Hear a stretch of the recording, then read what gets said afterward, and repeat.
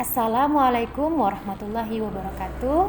Selamat siang. Perkenalkan, saya Afni Nelvi, dosen pada program studi Teknik Pertambangan Sekolah Tinggi Teknologi Industri Padang.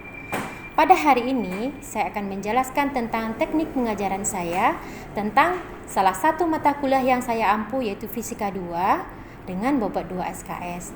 Namun, sebelum saya melanjutkan, saya akan memaparkan sedikit tentang deskripsi mata kuliah, capaian pembelajaran, topik pembelajaran, dan referensi yang bisa digunakan selama proses belajar mata kuliah Fisika 2. Capaian pembelajaran pada mata kuliah Fisika 2 terdiri dari 3. Yang pertama, sikap. Yang kedua, pengetahuan. Yang ketiga adalah keterampilan. Untuk sikap, mahasiswa mampu menunjukkan sikap, semangat, dan aktif berdiskusi dalam membahas fenomena-fenomena khusus yang berhubungan dengan gaya listrik, gaya antar muatan listrik, medan magnet, kemudian pabrik aluminium, black hole, yang hubungannya dengan monopol magnet. Yang kedua, mahasiswa berkinerja mandiri, bermutu dan terukur dalam menyelesaikan soal-soal latihan yang berhubungan dengan kemagnetan, kelistrikan, dan gejala gelombang. Yang ketiga adalah mahasiswa mampu menunjukkan sikap kerjasama dan bertanggung jawab dalam penugasan dan membahas presentasi kelompok yang berbeda-beda antara satu kelompok dengan kelompok yang lainnya. Nah, setelah sikap, yang kedua adalah pengetahuan. Pada aspek pengetahuan, capaian pembelajaran yang diharapkan yang pertama adalah mahasiswa mampu mengidentifikasi konsep dasar Fisika 2 pada materi, medan magnetika, listrik arus searah, gejala gelombang, medan magnet.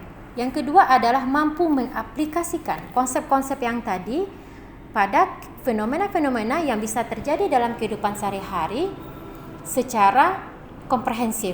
Yang ketiga adalah mampu menafsirkan permasalahan ataupun fenomena dalam kehidupan sehari-hari dan mampu menyelesaikan masalah yang berhubungan dengan hal tersebut. Nah, adapun untuk keterampilan, mahasiswa mampu mengimplementasikan konsep dasar ini untuk pengetahuan yang lebih lanjut. Mata kuliah Fisika 2 ini adalah mata kuliah lanjutan dari Fisika 1. Artinya mahasiswa sudah mengambil mata kuliah Fisika 1, kemudian baru bisa mengambil mata kuliah Fisika 2. Dan ini diambil oleh mahasiswa pada semester 2. Nah, setelah mata kuliah ini selesai, diharapkan nanti mahasiswa mampu mempunyai atau memahami konsep fisika itu sendiri dan mampu mengembangkannya untuk mempelajari pengetahuan fisika yang lebih lanjut. Nah, pelaksanaan perkuliahan ini dilaksanakan dengan pendekatan kontekstual dan konseptual dengan metode pemaparan di kelas, kemudian diskusi dan tanya jawab, kemudian penugasan, soal-soal latihan, belajar mandiri, dan belajar berkelompok atau collaborative learning. Topik pembahasan pada mata kuliah Fisika 2 ini terdiri dari 7 materi. Yang pertama adalah medan elektrostatika. Yang kedua adalah potensial listrik. Yang ketiga adalah kapasitor dan bahan dielektrik. Yang keempat adalah listrik arus searah. Yang kelima adalah medan magnetika. Yang keenam adalah GGL induksi dan induktansi. Dan yang ketujuh yang terakhir adalah gelombang dan gejala gelombang. Untuk referensinya bisa menggunakan buku textbook dari Halida Resnik, Giancoli, Tipler, Serwe, dan yang lain-lain. Sedangkan untuk berbahasa Indonesia, mahasiswa juga bisa menggunakan textbook dari Mikrajudin Abdullah, terbitan dari Institut Teknologi Bandung. Teknik pengajaran terdiri dari 3. Yang pertama, penyampaian materi. Penyampaian materi ini berdasarkan pada buku referensi, kemudian dari video pembelajaran, dari slide PowerPoint ya. Kemudian akan kita bahas juga untuk case study yang berhubungan dengan fenomena sehari-hari yang nantinya kita tafsirkan ke dalam mata kuliah Fisika 2. Yang kedua adalah interaktif. Interaktif ini artinya saya mengajak mahasiswa untuk bisa berinteraksi di dalam kelas sehingga terjadi komunikasi dua arah antara saya dengan mahasiswanya. Jadi mahasiswa saya ajak untuk berpartisipasi aktif, untuk bertanya dan mengemukakan pendapatnya tentang studi kasus yang akan kita bahas. Selanjutnya untuk interaksi, saya juga menggunakan WhatsApp group sehingga mahasiswa bisa berdiskusi yang berhubungan dengan materi perkuliahan ini, sehingga di luar kelas pun kita masih bisa melakukan diskusi. Oke, selanjutnya adalah asesmen. Asesmen itu artinya penilaian saya terhadap mahasiswa yang diajar, yang meliputi tentang bagaimana dia bersikap, bagaimana pengetahuannya, bagaimana keterampilannya. Sehingga pada pertemuan pertama itu selalu saya berikan RPS kepada mahasiswanya, kontrak perkuliahan yang harus kita sepakati antara mahasiswa dengan dosennya, sehingga mahasiswa itu punya strategi tersendiri untuk mencapai nilai akhir atau strategi awal untuk mencapai nilai akhir pada pembelajaran ini. Oke, video pembelajaran selanjutnya silakan disaksikan. Kita akan membahas tentang materi pada perkuliahan atau minggu yang kelima, membahas tentang kapasitor dan bahan dielektrik.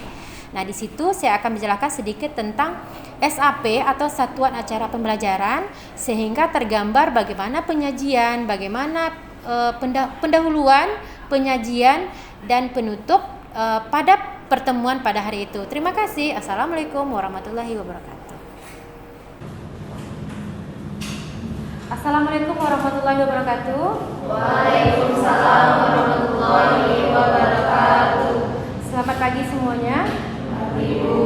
Baiklah, kita ketemu lagi pada pertemuan kelima. Pada hari ini kita akan membahas nanti tentang kapasitor dan bahan dielektrik. Namun sebelum proses belajar mengajar kita mulai, alangkah baiknya kita berdoa dulu. Berdoa dimulai.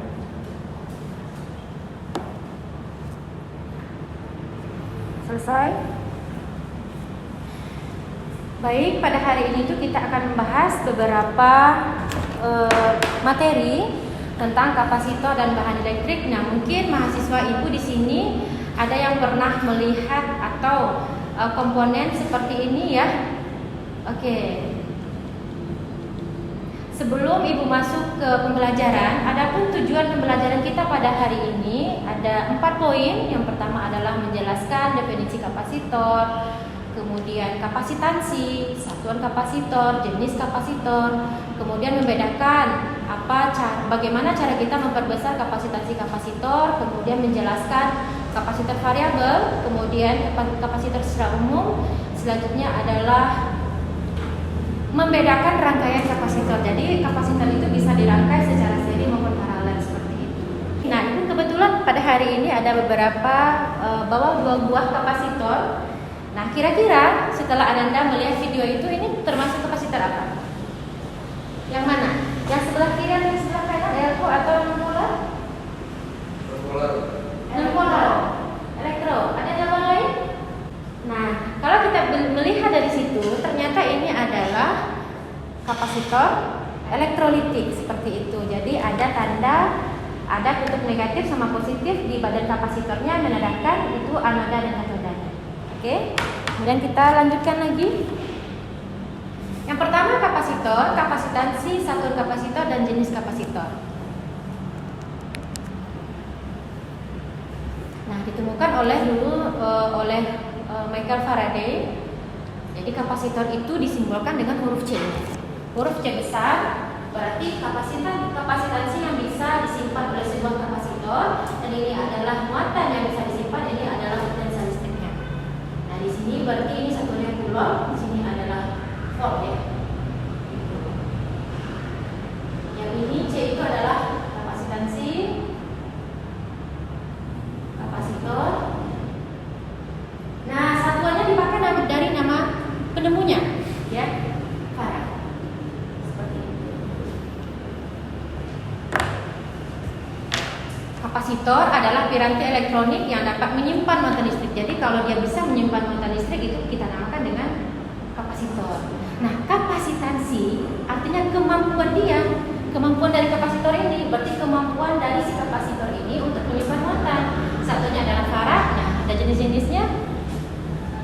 Ada elektrolitik yang kita bahas tadi, kemudian kapasitor non polar. Nah, di sini gambar atau simbol yang digunakan untuk simbol kapasitor itu dalam satu rangkaian adalah dia seperti ini ya, garis dua seperti ini. Cuma nanti ada sedikit perbedaan ketika kita pakai nanti jenis variabel, kapasitor variabel seperti itu. Oke, hapus dulu. Memperbesar. Bagaimana cara kita memperbesar kapasitansi? Ada beberapa cara. Yang pertama apa? Memperbesar luas platnya. Jadi kapasitor itu dia komponen elektronika untuk menyimpan muatan terdiri dari dua plat yang dipisahkan oleh jarak seperti itu. Jadi ketika kita perbesar luas platnya, maka otomatis nilainya akan bertambah. Yang ini plat dua sejajar. Ini kapasitor profesional seperti itu ya. Kemudian memperkecil jarak antar plat. Kita perkecil jaraknya. Yang ini, yang aku bilang tadi, ini adalah luas plat yang pertama, ini luas plat yang kedua. Nah di sini rapat dari muatannya, di sini adalah jarak antara dua plat. Jadi kalau kita perkecil nanti otomatis kapasitansi kapasitornya akan bertambah. Yang ketiga adalah menggunakan bahan dielektrik. Nah itu yang menjadi tujuan pembelajaran kita pada pagi hari ini, menggunakan bahan dielektrik. Dan persamaannya adalah seperti ini. Jadi C sama dengan epsilon 0 A per D. Jadi kapasitansi akan sebanding dengan luas permukaannya. Ya ini ya, ini A itu adalah luas permukaannya. Kalau luas berarti kita berbicara tentang posisi ya, berarti meter pangkat 2, berarti ini adalah jarak antar dua plat. Jarak antara dua plat itu adalah meter. Nah, ketika kita tambahkan bahan dielektrik, maka kita tambahkan di sini otomatis yang bahan dielektrik ketika kita tambahkan dalam kapasitor maka akan meningkatkan nilai kapasitansinya seperti itu. Konstanta di elektrik bahan ya. Nah, kapasitor variabel yang tadi kita sudah belajar. Kalau simbol kapasitor itu dalam sebuah rangkaian seperti ini kan ya? Iya. Tetapi ketika dikasih seperti ini artinya kapasitor variabel. Kira-kira ada di mana kapasitor variabelnya? Kira-kira itu untuk contoh yang nomor 5 ini berarti dia berada di keyboard komputer. Jadi keyboard komputer yang sering kita gunakan itu dia ada kapasitor variabel di dalamnya. Jadi ketika kita klik A, maka yang muncul itu adalah huruf A. Seperti itu, ataupun huruf yang lain. Jadi kapasitor variabel itu ada yang namanya barcode, ada yang trimmer. Di sini kapasitornya. Sini. Ya.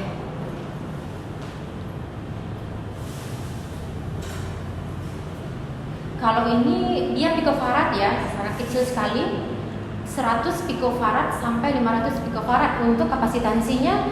Kalau untuk trimmer ini dia lebih dari 100 picofarad. Nah, sebelum kita masuk ke pembahasan yang C ini, kira-kira ada pertanyaan? Silakan. Silakan. Kalau ada yang bertanya, oke, silakan.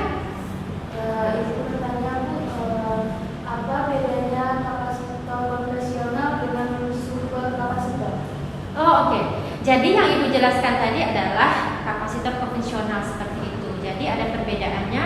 Kalau super kapasitor itu dia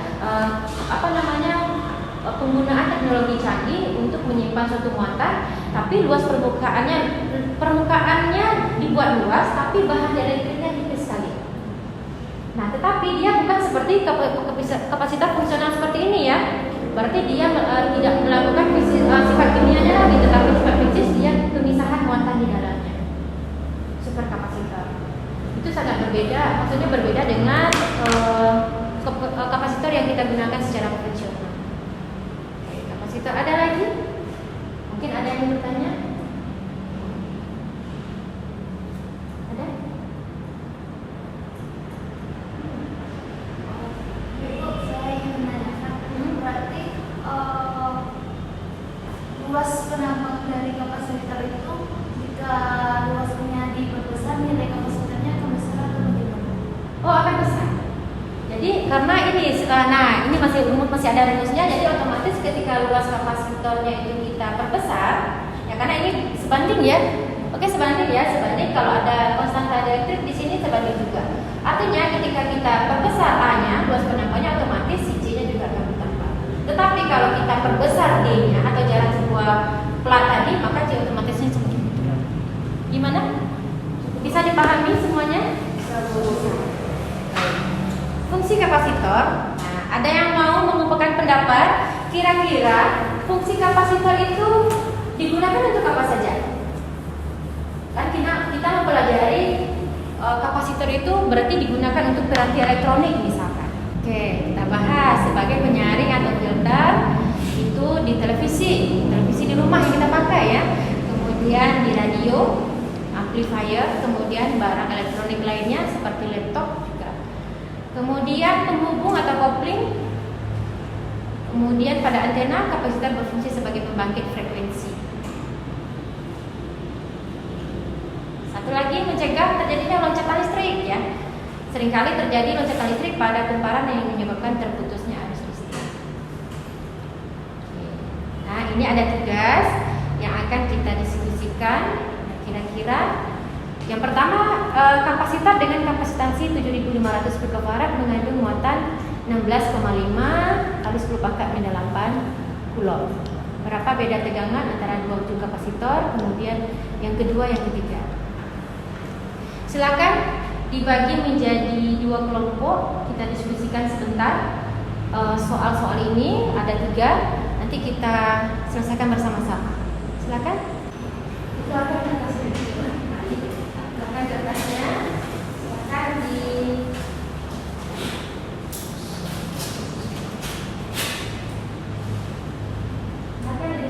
kalau ada yang tidak dipahami, silakan ditanyakan di depan ya.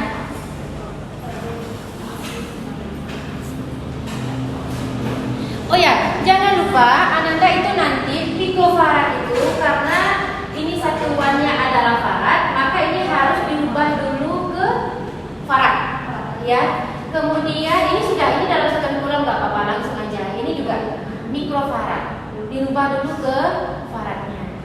Kemudian yang satu lagi, yang soal nomor 3 nanti dikumpulkan setelah pembelajaran ini selesai ya. Oke. Ini lebarnya 3 cm dan panjangnya 20 cm. Berarti jaraknya 1 mm harus Ananda rubah dulu ke dalam satuan meter. Jadi tidak bisa kita langsung kalau misalkan satuannya cm, yang 1 nanometer, kemudian kita langsung masukkan ke dalam persamaan yang tadi, nggak bisa. Harus kita rubah dulu ke dalam satuan internasionalnya. Kemudian medan listrik. Nah ini berapa luas platnya? Kalau kita mau nih, kalau kapasitasnya itu adalah 1 farad. Oke? Sudah? Bisa? Ya, itu. Per V, jadi per V. Nah, jadi dibagi antara Q dengan ini muatannya. Buat itu dia pikofarad, berarti ini adalah C-nya. Jadi yang kita cari yang soal pertama itu adalah V-nya. Jadi dibalik aja. Bisa kelompok ini? Silakan Ibu lihat.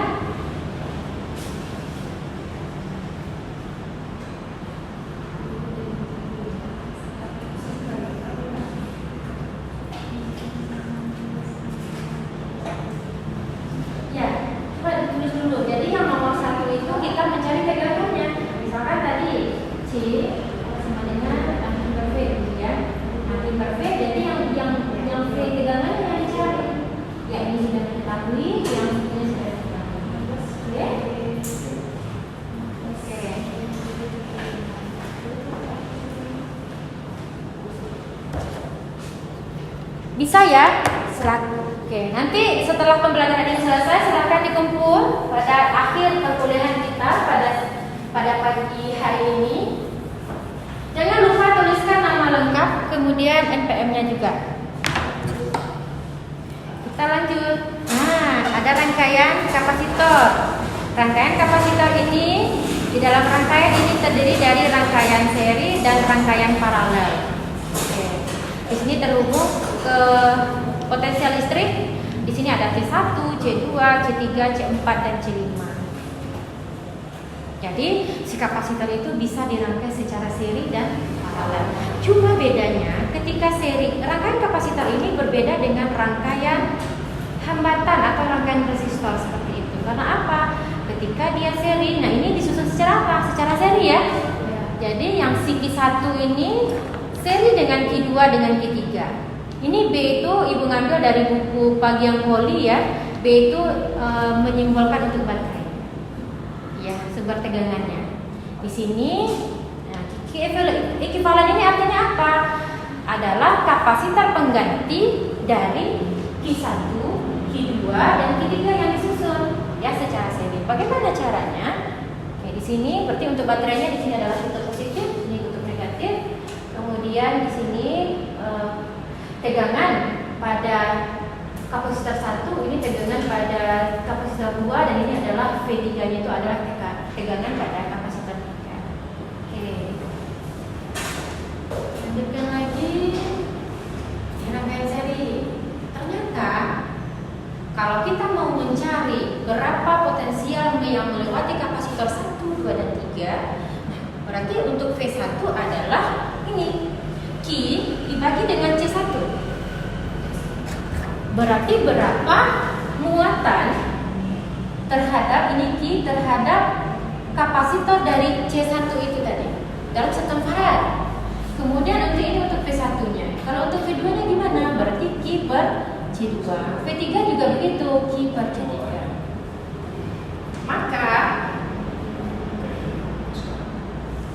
Maka kalau kita mau mencari berapa kapasitansi pengganti ekivalen dari kapasitor seri itu adalah kita jumlahkan tapi disebarkan. Karena apa? Karena muatan pada C1, C2 dan C3 itu adalah sama. Jadi Q1 sama dengan Q2, sama dengan Q3, sama dengan pengganti Q. Sama, maksudnya sama-sama muatan. Maka ekivalen adalah 1 per CJ. Jadi kalau kita susun ada 4 kapasitornya ataupun 5, ya berarti ditambah 1. Berarti 1 per C ekivalen.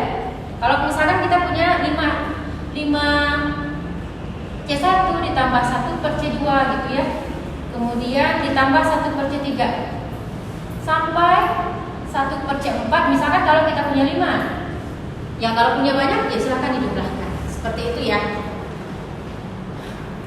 Bagaimana kalau seandainya dia dirangkaian secara paralel? Nanti materi ini sebenarnya sudah Ibu upload di e-learning kampus. Silakan mungkin semua mahasiswa sudah menunggu ini ya. Nah, ini kalau dia disusun secara paralel. Bagaimana cara disusun secara paralel? Oke, ini. Ada C1 juga, C2 dan C3 disusun secara paralel. Nah, ini ekivalennya. Bagaimana cara kita mencari pengganti dari semua nilai kapasitansi dari sebuah susunan paralel kapasitor ini. Ternyata, nah untuk ekivalennya adalah kalau kita punya ada 5, berarti C ekivalennya sama dengan C1 ditambah C2 ditambah C3 ditambah C4 ditambah C5. Nah ini adalah penjabaran rumus sehingga kita dapatkan bahwa pengganti kapasitor yang paralel itu adalah C1, C2 dan C3.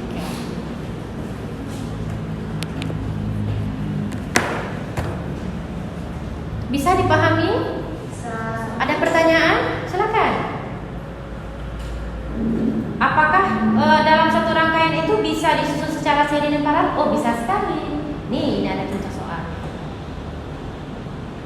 Nah, seperti yang tadi, Bu, apakah dalam satu rangkaian itu harus disusun secara seri semua atau paralel semua atau boleh campuran? Boleh. Ini salah satu contohnya. Berarti dia disusun secara apa ya? Yang Ibu kasih bulatan ini disusun secara paralel. Nah, berarti ini ditambah ini 1 farad tambah 3 farad jadi 4. Jadi kita selesaikan satu-satu, jangan kalau penerapan ini dengan ini jangan seperti itu, ini udah beda ini. Setelah itu udah dapat pengganti, makanya kita serikan dia dengan yang si 4. Berarti apa? 1/4 tambah 1/4 gimana? Misalkan ini kan sudah diganti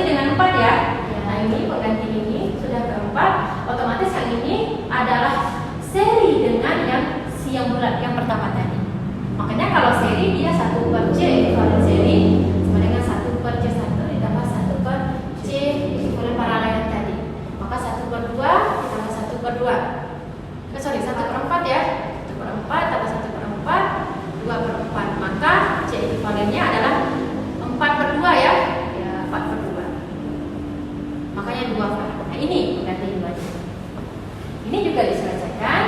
Ketika dia disusun secara paralel, maka dia dijumlahkan 2 tambah 6, 8. Ini juga secara seri. 1/8 ditambah 1/8. Makanya jadi 4. Nah, otomatis semakin ke sini, ini ya rangkaian apa nih? Seri.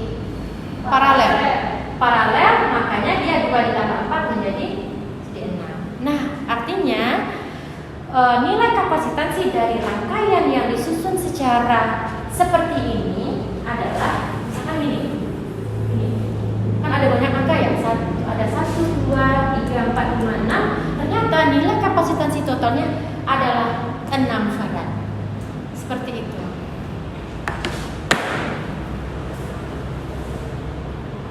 Nah, di sini silahkan nanti menjadi tugas mandiri Ananda semua untuk menyusun atau menganalisis apakah rangkaian ini seri, apakah ini dengan ini nanti apakah paralel, seperti itu ya.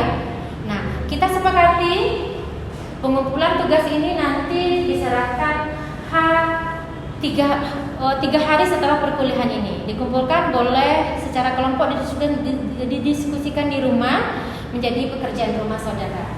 Nah, Anda semua ya. Oke. Nah, kita masuk ke rangkuman. Kira-kira siapa yang di sini yang bisa menyimpulkan materi kita tadi? Silakan. Ada 4 materi yang kita bahas tadi. Kira-kira di sini ada yang bisa menyimpulkan? Satu saja. Siapa? Winda? Bapak, yang dapat saya simpulkan bahwa kapasitor itu bisa disusun secara seri, bisa disusun secara paralel, dan juga dapat digabungkan antara kapasitor seri dan kapasitor paralel. Ya, betul. Lanjut, masih ada yang bisa menyimpulkan materi pada hari ini? Oke, baik, kita sama-sama simpulkan materi pada hari ini. Yang pertama, kapasitor adalah piranti elektronika yang mampu menyimpan muatan. Satunya adalah farad. Yang kemudian kesimpulan yang 2 sesuai dengan tujuan pembelajaran kita adalah memperbesar kapasitansi itu ada beberapa cara. Yang pertama, memperbesar luas plat tadi yang gambar-gambar 2 sampai 4 tadi ya, memperkecil jarak antar platnya menggunakan bahan elektrik. Lanjut, kapasitor variabelnya. Jadi kapasitor variabel itu kita bisa rubah nilai kapasitansinya. Yang keempat, nah seperti yang disampaikan oleh Winda tadi bahwa kapasitor itu bisa disusun secara seri dan paralel. Di sini adalah nilai untuk mencari kapasitor pengganti dari yang disusun secara seri maupun yang paralel. Sampai di sini materi perkuliahan kita pada pagi hari ini. Terima kasih. Kita ucapkan alhamdulillah. Assalamualaikum warahmatullahi wabarakatuh. Waalaikumsalam warahmatullahi wabarakatuh.